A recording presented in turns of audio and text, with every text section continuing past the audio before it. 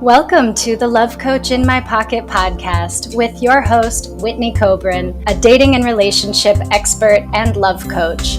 But I wasn't always an expert. I battled through years of heartbreak before I finally cracked the code on love, and now I'm here to share that hard-earned wisdom with you. You're in for a treat, getting the guidance you never learned growing up. Whether you're here for practical dating tips, expert advice, or deep talks on healing, this podcast is your go-to resource for lasting love. Get ready to feel empowered, inspired, and ready for love. Hello, and welcome back to another episode of the Love Coach in My Pocket podcast. I'm your host, Whitney Kobrin, and today I have an amazing guest that I am super excited to talk to. Janine is a confidence and sexual empowerment coach, a speaker, and host of Unapologetic with Janine McKinnon podcast. She helps women to feel empowered, speak up for their wants and needs, command respect, and let their authentic selves shine, both inside and outside of the bedroom. As a Vita certified sex, love, and relationship coach, she uses tools like inner child healing, breathwork, and sacred sexuality to create holistic, long-lasting transformation in building confidence, connecting with your body, awakening to pleasure, and softening into your feminine energy. Janine, welcome to the podcast.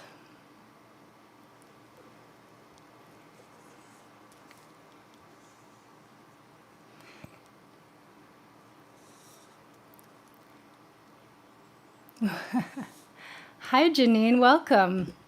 Hi, thank you for having me. I'm really excited to be here today with you.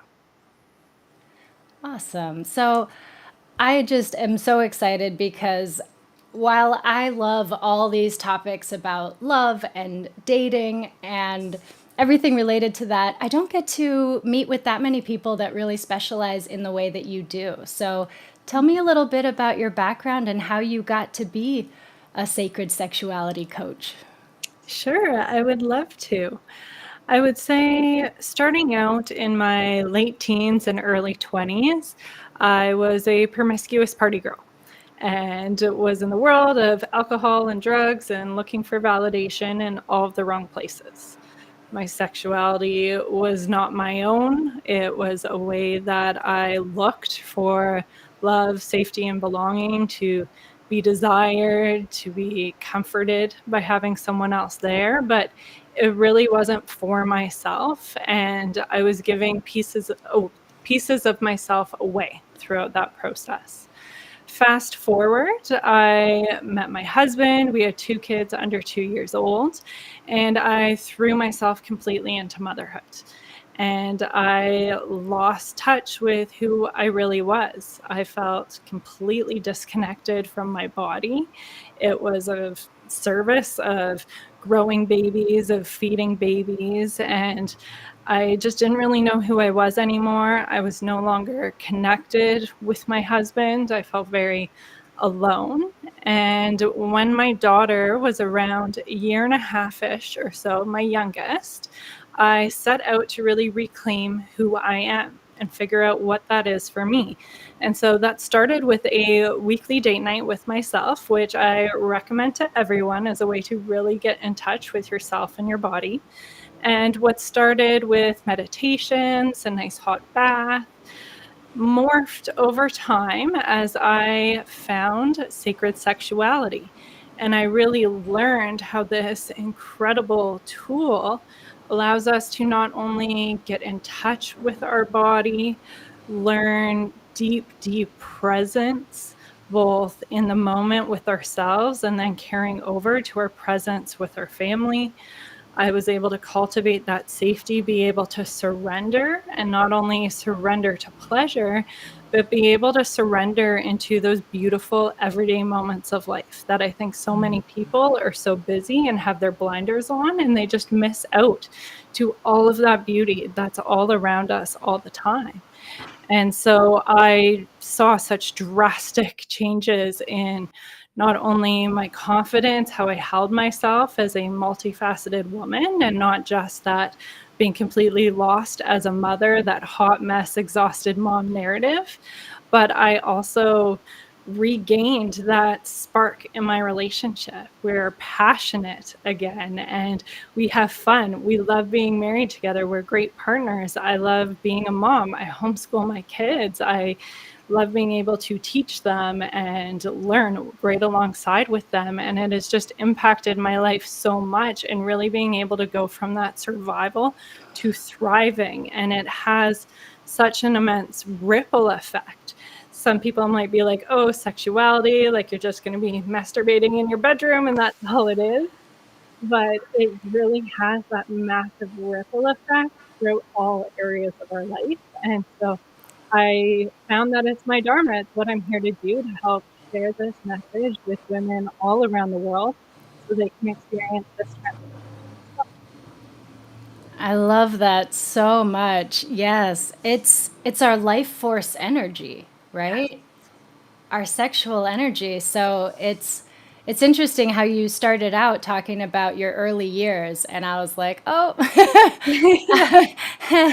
yeah, I could relate. I could relate. Can you share a little bit about just that difference between what how you viewed sexuality before, which is probably how a lot of other people and our listeners are viewing it, versus just what that shift is that you look at it now? Yeah, so I would say before, sex and my sexuality was very external. It was about, oh, this person desires me, they want me. That's where I get those validation checkpoints where it's like, oh, okay, I feel better about myself because this person wants me. So let's just go along with it. Let's make sure they're pleased. And so it wasn't necessarily about myself, about choosing that person. And I think the norm with so many women is like we're lucky to get an orgasm. There's that orgasm gap that we hear about all the time where men often will always orgasm and women it is a lot less. It's in the 50th percentile, I believe. And so part of that is just making sexuality about that other person, and there's a big disconnection of really taking ownership in it, and it's not just about pleasing the other person and being accepted by the other person. It's about being in the moment with ourselves. And so that switchover is really looking at our sexuality. And as you touched on, our sexual energy is our life force energy. It's for us, it exists within ourselves. And it's like this wellspring of vitality and creativity and femininity and emotional flow. And we can get so many things when we learn to really tap in and channel it for ourselves.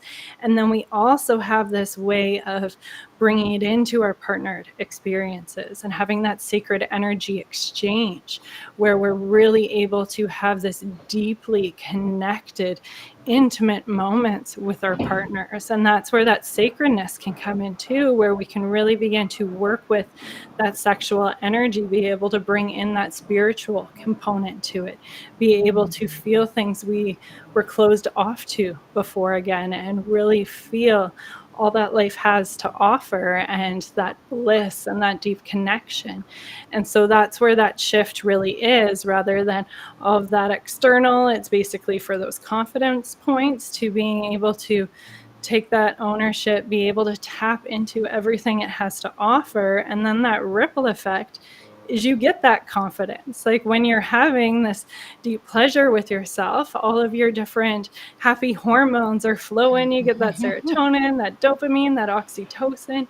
You build your confidence, you become happier and more magnetic from that as well. And it comes from that more deeply rooted, personal, strong way than that more, oh, like me, come be with me side, right? Yes.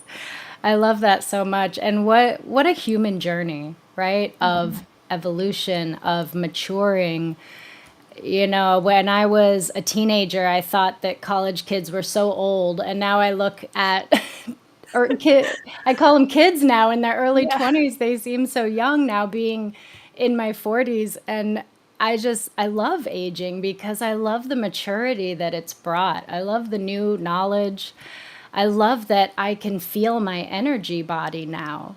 And it's this amazing resource that humans have known about for thousands of years, and yet in our modern society we've lost touch with it.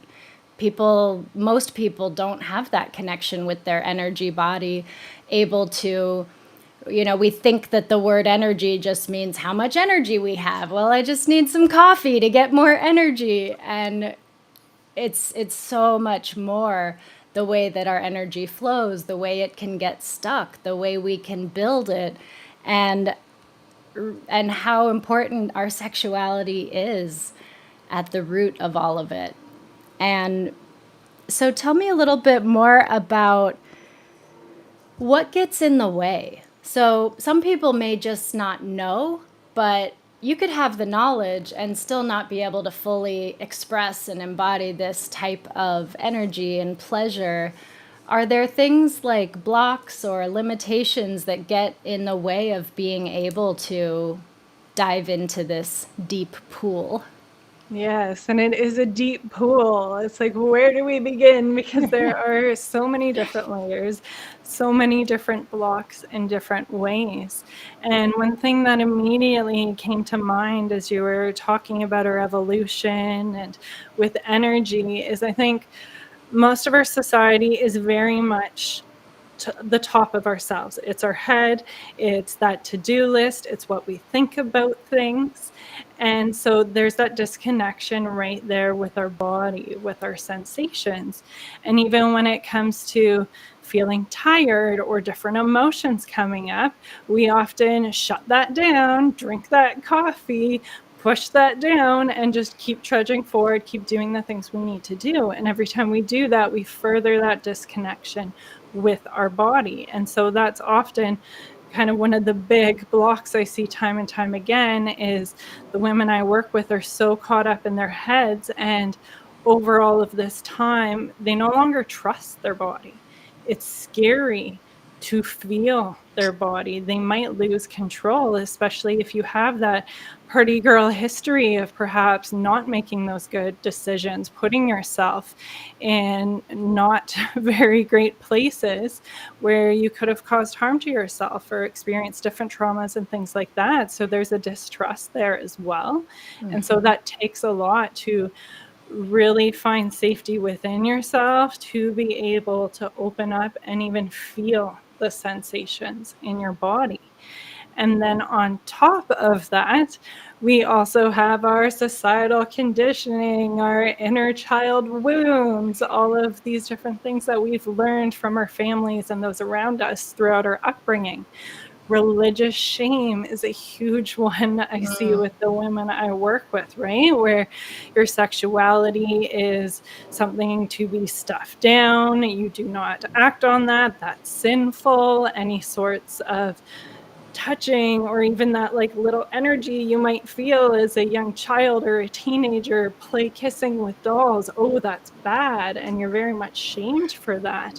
And so what that does is that imprints our body. So when we start to feel that little stir of energy again, oh, we immediately feel that something is wrong, and those feelings of shame come and flood back up. And even if we've logically thought our way through that and think, okay, I don't think that way anymore, this is what I want to believe, we still have that imprint on our body because we can only think our way through things so much.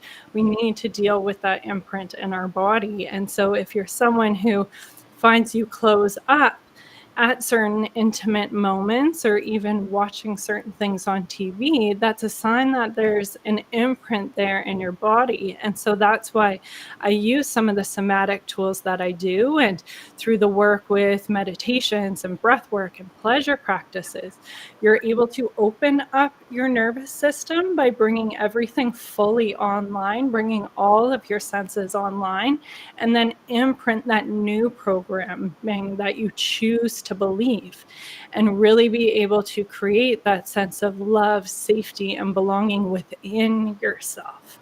And through that, you are able to connect with your body, connect with the sensations, and feel safe surrendering. Wow, you just touched on so many things that I would love to talk to you about. So, we're talking about the ripple effect here. So, when we do shut that down or close that off, our sexual energy, our sexual desires, our pleasure, our feeling, what happens in other areas of our life when we're shutting that down? Yeah, so we're shutting down our capacity to feel, essentially.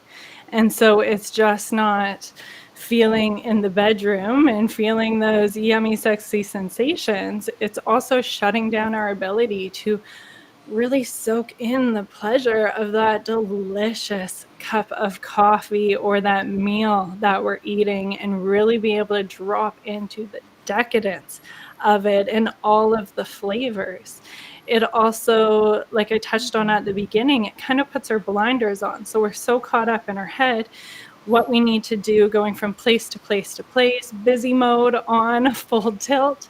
And so we're not open to all of those simple everyday moments. And we're really robbing ourselves of what I think is the joy and pleasure of being a human. And then with having our guards up, because that's what it is when we're protecting ourselves and disconnected from our bodies, that's having our guards up and trying to keep ourselves safe. That transfers into our relationships as well. We're not able to access that depth of connection that comes from being vulnerable, from being open. Yeah.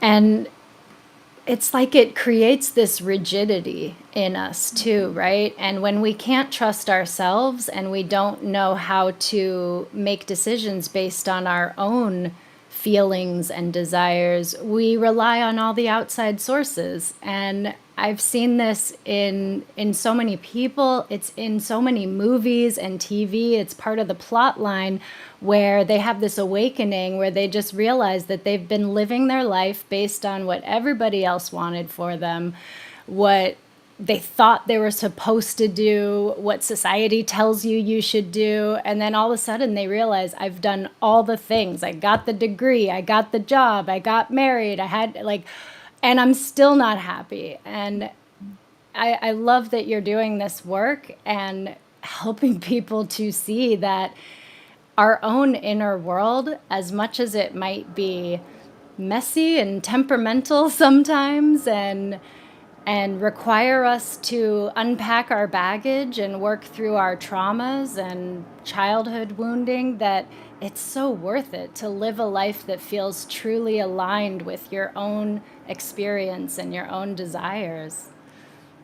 It really is. And it's how we tap into our inner power, and we give our power away every time we seek answers in others and in outside places, because we have so much wisdom within. And it requires us to get still and quiet enough to be able to hear that wisdom and tap into that wisdom. And I remember myself, like, building my business, doing these different things. I always felt like I needed to find the right strategy, go to the right expert that would just, my business would take off. And I invested heavily with a business coach and did what they said, enacted it, had these massive burnout cycles with all of these launches. And there's no ill will towards her whatsoever. But through the end of it, it's because I was always looking to her for the answers. I'm like, this isn't even what I want. Like, this isn't aligned with my goals or my vision whatsoever. It just transformed with all of these ideas, and I just jumped with it without taking that time to really check in with myself. Is this actually what I want? Are these processes what really feels right for me. And I think women everywhere do that in different ways. Like you said, with going to school, meeting the guy, getting married, getting the house, ticking those boxes that look good on paper. And then fast forward, we've got kids, we're disconnected with who we are. We look around and we're not fulfilled or happy. And it's because we've always been looking for answers in those outside places, checking those boxes without really tapping into what feels right for us. Yes, and I can so relate with building the business too. I've been doing this 5 or 6 years now. And when I first started, I did this program with this very masculine approach. And part of this program was that he said, you need to do a 30-day sprint where you cut off all your friends and everyone you know and just work like 10 to 12 hours a day in your business for 30 days. And when I got to that part in the program, I was like, I just stopped. I just was like, I don't even know what to do with this because there's no way that I won't be happy. I won't be fulfilled. I won't be like, it's not worth it.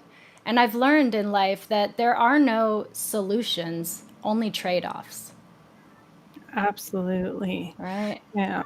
And it also, what you were saying reminded me of the Tower card in the tarot deck. The Tower, everyone's kind of afraid of the Tower. It's like considered one of the worst cards, along with the Death card, where everything's falling apart and there's people flying from the building like to their death. But what I've learned about the Tower is that it is that awakening. It is that thing where all of the ostentatiousness and all of the external validation factors and the things that you were living your life by that really are materialistic or just aren't spiritually fulfilling, they do fall away. And it might seem horrible in the moment and requires us to go through a period of grieving, but in the end, it's not just happening to us, it's happening for us. And I've come to love the Tower. It came up, I do readings for myself often, and I did one this morning, and the Tower came up, and I meditated on it for a while, and I just found this really appreciative, loving perspective of it, because I can see, actually, the card that comes next in the series is hope. So it just goes to show you, as soon as you get rid of what's not serving you, you create more space for the better things. And yeah. So another thing that you had brought up was about tapping into our femininity. And that's a topic that I love. And even what you said about how we tend to be so up here, right? In our head, in our lists, in our plans, in our, even just like planning to work out and do all the things, and productivity, like that's all very much part of our masculine energy, right? And the way that society has been structured has been centered around what the masculine are focused on. So I'm curious to hear, what do you think we need to do to tap into our femininity? Or how do you see this balance? Because we all have both within us, right? The yin and the yang. So what do you think about tapping into our feminine side? That in tapping into our feminine side, it really opens up our whole world. And I love me a great Tower card moment. I myself have gone through many Tower moments, stripping everything away and really breaking down that old foundation so we can build a new one on top of it. And I think that relates to really shifting away from this masculine way of living that we have been doing so that we can ease into our femininity. One thing I see with clients, because I believe one of our pathways into our feminine state of being goes along with what I touched on, is that we need to get still enough and quiet enough to hear our inner wisdom, and that's our intuition. And that's a very feminine part of us. And that goes alongside that pleasure, that rest, which are big feminine qualities. And my clients will often struggle with being able to just rest, with being able to experience pleasure. They feel like they need to earn it. They feel like they need to tick enough boxes off of their to-do list before they are allowed the space to rest, to be able to enjoy chocolate dipped strawberries or anything like that. And the truth is, it doesn't need to be earned. And there's a few ahas that I see people having throughout this transformation of going into their feminine energy and letting go of some of those masculine holds, is that they are just worthy of pleasure. And the more they are able to be okay with setting that to-do list aside, relaxing, resting, tapping into pleasure, those creative juices start flowing. Because so often when we're stuck in that go, go, go mode, going through that exhaustion, that burnout, we begin to block our creativity, and we're trying to like force our output, force these different things. And that's not our feminine energy. We need to be able to have the space to rest and have joy and pleasure. And through that, wow, these ideas, these creations just start to flow. And so, not that you need productivity to be your into resting in pleasure, but the truth is, when you make space for that, you end up being more productive and more creative, because that's just the way we work. And our world is, as you said, very designed around masculine energy. If we look at the average work week, where it looks the same every single week, we do our 9 to 5, 5 days a week, over and over and over again. We don't work that way. Our bodies actually run on a roughly 24 to 34 day cycle. You can say 28 days is kind of that token cycle that we as women have. And a part of that is that we need a chunk of time to rest. We need to be able to strip things down. That's what our premenstrual phase is. And women will often be like, oh, I hate it, I'm so agitated, all of these different things. But you know what? That's our wisdom. Those things that we're irritated about always irritate us. They're not working in our lives. We just hate it extra during that week because we need to make those adjustments. So it's really calling things to our attention. And then we have that space to have our inner reflection, to be able to rest and be like, okay, how can we make these different changes?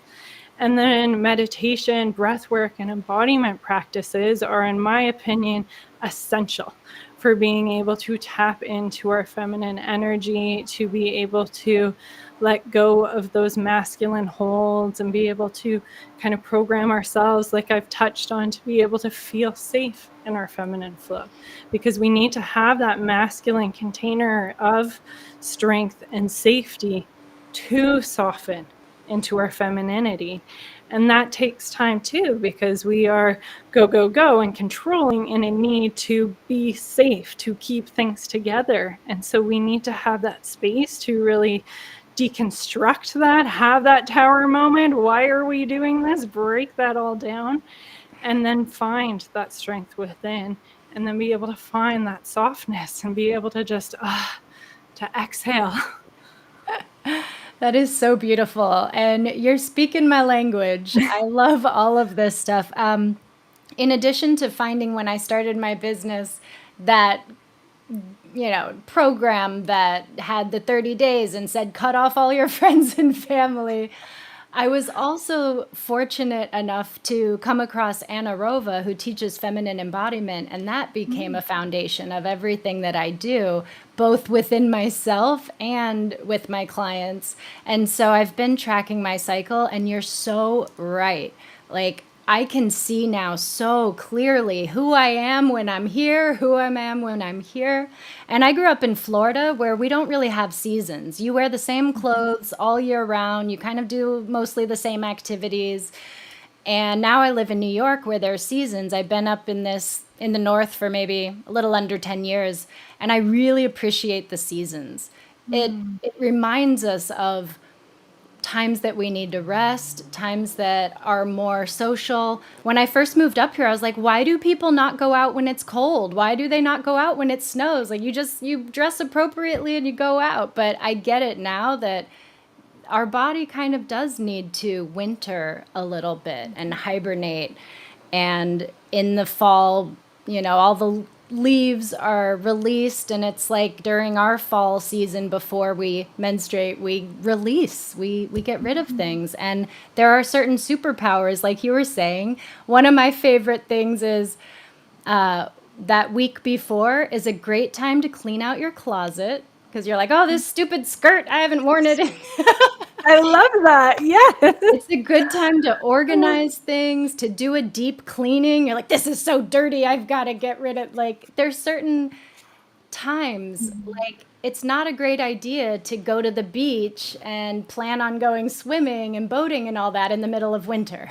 Like, there's certain things that we need to take into consideration around our cycle and how we're feeling and what we require of ourselves. And I'm so grateful that I've been able to build a business that can ebb and flow with my own natural cycles. Because if I was still going into an office every day, I mean, I know so many people are doing it, but it goes against our nature a little bit.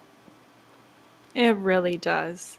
And by being able to do things like tracking our cycle and incorporating that time for self-reflection through journaling, meditations, breathwork, embodiment practices, that's where we're able to really connect with ourselves and learn how we can make adaptations for our life and really be able to reclaim our power. And through sacred sexuality, we really get in tune with our body. So those no's are even louder. Like they might just be little nudges that when you're caught up in your head, you might barely even notice. It might be this little whisper. But through sacred sexuality and the connection you're able to begin with your body, it's like, oh, I hear you. I trust you. Okay, I'm making the decision. And your life starts becoming more and more into alignment through that. Yes. And it's fun. Mhm. I think it's really fun. Absolutely. And I guess there's probably people that it doesn't seem fun in the beginning, right? Maybe it's scary, maybe it's painful, maybe they just have avoided it because of past traumas. Have you experienced that and worked with people? Yes, it's definitely a challenge at first, and that's not something to minimize. Like our healing journey, going through those tower moments, that breaking it all down is hard. It does get easier. It is hard in the moment. And so I think it takes a few things, really knowing there is that light at the end of the tunnel, using that as motivation to find strength in holding the line, because that's almost the harder part, is holding the line of the changes. It's one thing to pump yourself up, have this conversation with someone, either your relationship's going to change and we're going to do things this way, or we need to make changes within our household and do things this way. We can have those conversations, that's one thing. And then the next day, or the next conversation, when everyone goes to go back to status quo, it is on us to hold that line. And so that's where we really need to have that strength within, to be able to have that conviction and to be able to see the light at the end of the tunnel, to hold that line, to continue to communicate, to check in, make those adjustments over and over and over again. And as we do, things get easier. It's hard at the beginning, it's messy in the middle, and then we get to that beauty at the end. And I think part of it too, with faltering and going back to what it was like before, is that's where our nervous system is often set to just, oh, there's some sort of conflict. I'll be the good girl. I'll be quiet. We'll just keep going on and fall back into things. Or as soon as there's sicknesses within the household, okay, we just falter back. I don't have the energy to keep doing those things. And that's why those things like the embodiment practices help you shift where your nervous system is at. You're able to bring in that strength to hold the line throughout these changes, to set that new standard, maintain it yourself, and lead the way for everyone around you to be able to get to that light at the end of the tunnel and be able to dance in the joy and pleasure of it. Yes, you have to go through the tunnel to get to Yes. the light at the end, right? So many people just want the shortcut to go around it, and it's like you sometimes have to go through really hard stuff to Yeah, come out. sometimes there's thorn bushes and like mud and dirt and some creature coming out at you, and you got to go through it. Yeah, I think Shawshank Redemption is such a great example. He crawls through the sewer pipe Yeah, to get out, and it's absolutely. like such an analogy for life. Oh, I love it. Thank you so much, Janine, for being here. Where can people find you? Yes, thank you for having me. The website, JanineMcKinnon.com, is your go-to for everything. There you can find my social media links. I like to hang out on Instagram primarily. I have a free honeypot meditation, which is so juicy to just rewire your connection with your sexual energy and your sexual organs to be able to have what ingredients you want it to have, like confidence, radiance, different things like that.